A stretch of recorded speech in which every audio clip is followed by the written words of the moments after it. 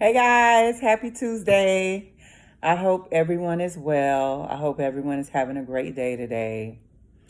So, guys, I just finished watching the other day the I'm sorry, scratch that, the Apple TV series, Dark Matter. And it was actually really, really good. And I figured I would like it because I knew you could tell from the trailer that it was dealing with the multiverse and parallel realities and various different timelines and realities. And like most of us that are awakening or have awakened, um, I'm drawn to this idea and this topic, and quantum physicists have pretty much confirmed that this is a real thing. And I know that there are some movies that have covered it, but they kind of cover it like it's a fictional thing. But those of us that are waking up, we're aware now that it's actually a real thing. And I'm not going to be giving away too many spoilers in my review of the show. Um, and it's just kind of like it's like a review slash my opinion about certain things. Um, but I'm not, so I won't give away too many spoilers, but I will talk about the overall plot, so to speak. Okay, so I really, really like this show, guys, because it does delve into the whole parallel realities thing and the whole concept of the fact that every time we make a choice, that our timeline split. And every time we make a choice, we are like kind of thrust into a different reality. And there are limitless realities. And, even that slight choice, like whether you wear a green shirt that day or a red shirt that day, even that little slight variation, there's a reality where you made the other choice. So that's the whole concept. And what I thought was interesting that they talked about in the movie. Okay, just to give you a little background, a little context. And like I said, I won't go too much into detail, but there's a man, the main character, and in one particular reality, he's this renowned scientist that has, I think he's a Nobel Prize winner. Um, and he so he's this renowned scientist, but he starts this project, but I think it's a secret project. Yeah, I don't think it's known to the public.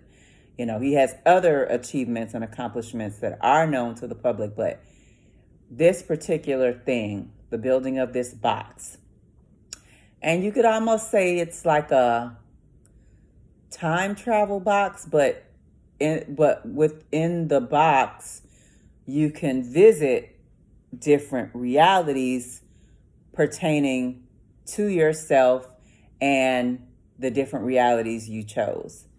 And it's really fascinating because he goes in the box, he opens one door, and there's this like really weird, dark, dismal version of his world where the sky is like gray and overcast, or he opens this door and it's like a version of his world, but it's like everything is like frozen, like then over here, it's like a version of his world that's like a desert land.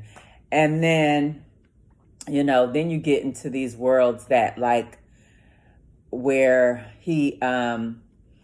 where he it's similar to his life, but there are slight variations where, maybe, okay, well, he I don't want to tell too much, but he has a son, and actually there were two kids.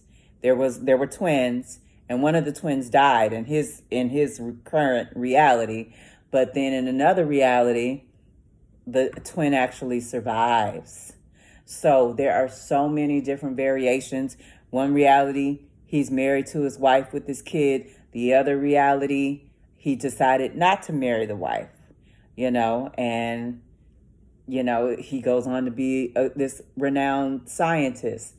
It's so many various, twists and turns, and in some realities, he doesn't even know his wife at all. You know what I mean? And it's just his life is totally different. Um, so yeah, guys, if you get the opportunity, watch this movie because I think you'd really find it fascinating. I think it would open your eyes to a lot of things. And one of the things that really stood out to me the most, okay, eventually, first they're not really sure how this machine works because the guy traveling through the machine is a version of this main character, this renowned scientist. But in his world, he's, a highly intelligent science professor. He's not a renowned scientist.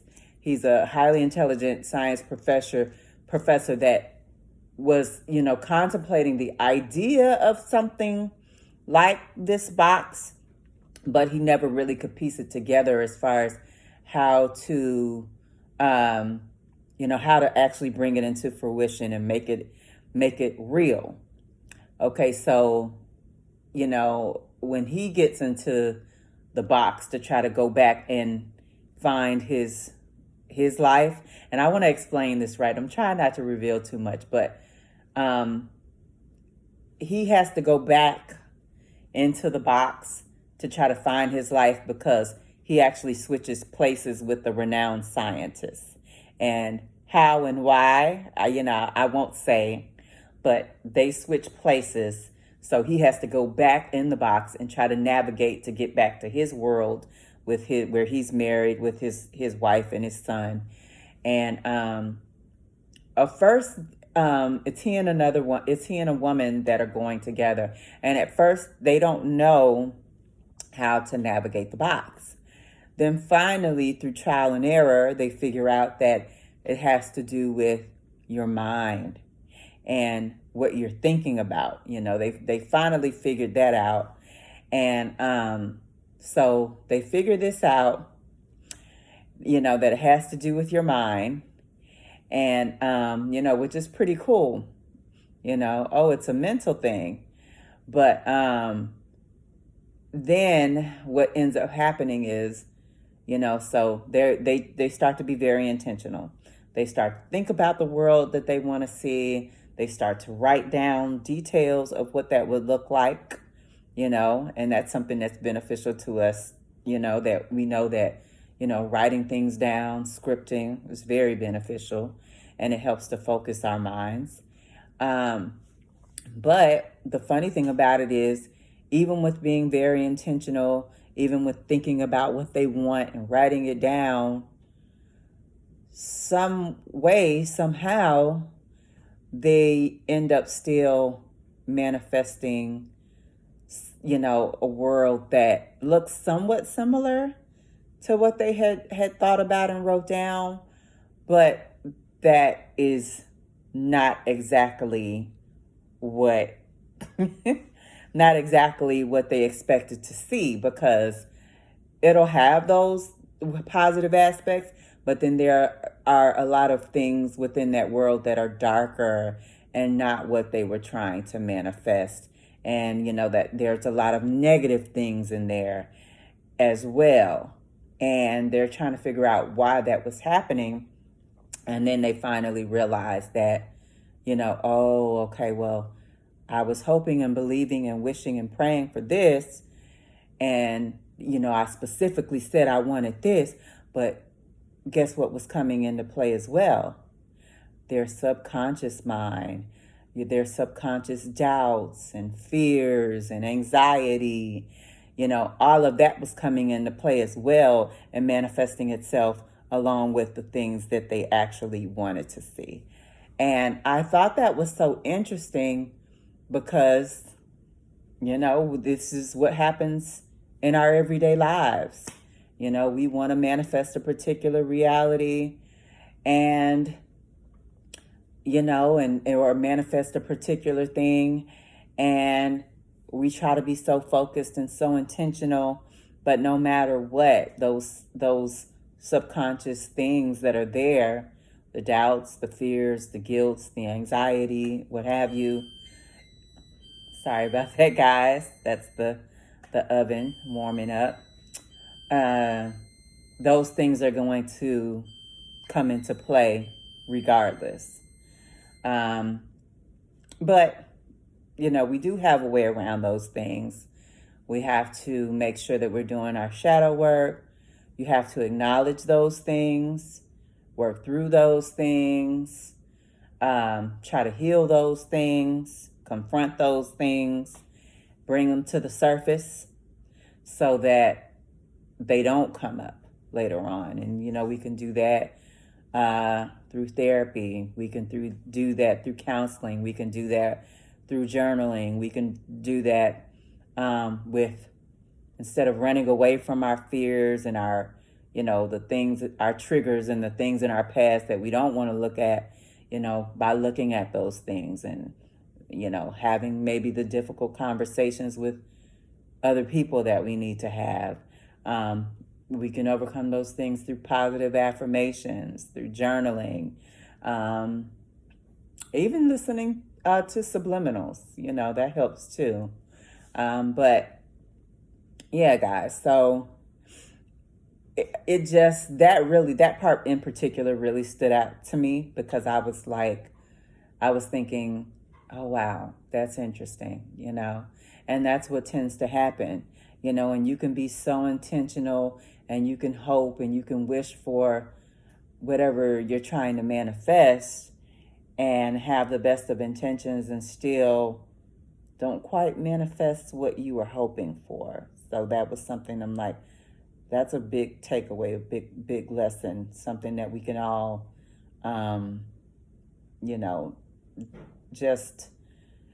it's just something for us to all be knowledgeable of and to be mindful of, because, oftentimes we're trying to manifest something and we're like, well, I was so specific and, I was so intentional and it still doesn't manifest how you want it to. And it's just a reminder that, yeah, there are other things at play and maybe there's more work to be done, and there are things that we don't see on the surface, but yet and still those things are still there. So, yes, guys, all in all, I thought this was a great show. And I think they left off on episode 8 and then another episode comes on every Wednesday. I was able to binge watch, I think, up until episode 8, and then now I have to wait until, every Wednesday for the remaining episodes. But if you get an opportunity, guys, definitely check it out because I think you'll be pleasantly surprised. And while we're on the subject of shows, Manifest on Netflix, that's another great show as well. And another very eye-opening show, especially as you are in the process of awakening or on your awakening journey. Yeah, you'll really enjoy that show as well. All right, guys, so if you've seen this show, I would love to hear your thoughts on the show as well.